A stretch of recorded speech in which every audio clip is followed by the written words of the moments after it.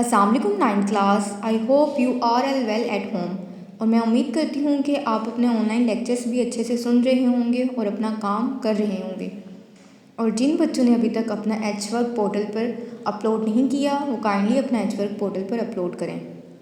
तो बच्चे, previous lecture में हम लोगों ने कम्युनिकेशन के बारे में डिस्कशन की थी। नेक्स्ट हमारा टॉपिक है टाइप ऑफ सिस्टम। सिस्टम की कितनी टाइप्स हैं। जैसे कि हम सिस्टम को भी डिस्क्राइब कर चुके हैं प्रीवियस लेक्चर में कि सिस्टम क्या होता है। तो वेरियस कंपोनेंट्स को मिला के जो एक ऑब्जेक्ट बनता है जिससे हम अपने पर्पस कंप्लीट करते हैं उसे हम सिस्टम कहते हैं। नेक्स्ट हमारे पास टॉपिक है type of system, page number 7 पर। तो आए आज हम इसको डिस्कस करते हैं। सो फर्स्ट लाइन में उन्होंने लिखा हुआ है कि सिस्टम की 2 टाइप्स हैं। कौन कौन सी? Natural system and artificial system. तो नेक्स्ट जो उन्होंने हमें डिटेल बताई हुई है वो इन दोनों सिस्टम के दरमियान जो मुख्तलिफ चीज़ें होती हैं और जो सेम चीज़ें होती हैं इन बारे में बताई हुई है, ताकि हम सिस्टम को अच्छे से रीड आउट कर सकें कि वो किस फील्ड में कहाँ पर यूज़ हो रहा है। तो फर्स्ट ऑफ ऑल हमारे पास नेचुरल सिस्टम कैसे बिल्डअप होता है, अक्कर कैसे होता है। तो जो नेचुरल सिस्टम होता है बेटा, वो किसी भी ह्यूमन के अमल दखल के बिना बना हुआ होता है। जैसे कि नेचुरली हमारे पास बहुत सारी एग्जांपल्स हैं, ह्यूमन हैं, एनिमल्स हैं, प्लांट्स हैं, हमारे पास हमारा गैलेक्सी सिस्टम है और भी बहुत सारी इस तरह की नेचुरली जो चीज़ें होती हैं वो किस तरह अकर होती हैं। वो ह्यूमन में उसको कोई अमल दखल नहीं होता, वो अल्लाह ताला की तरफ से नेचुरल तौर पर बनी बनाई होती हैं और वो एक सिस्टम है जो अपना पर्पस पूरा कर रहा है।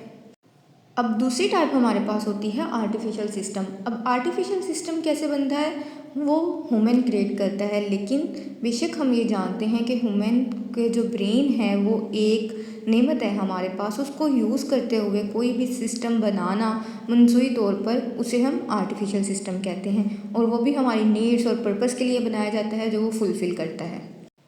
तो नेक्स्ट हमारे पास है natural system. Natural system are those are that exist in a natural and operate independently of human involvement. They are governed by natural laws and purpose.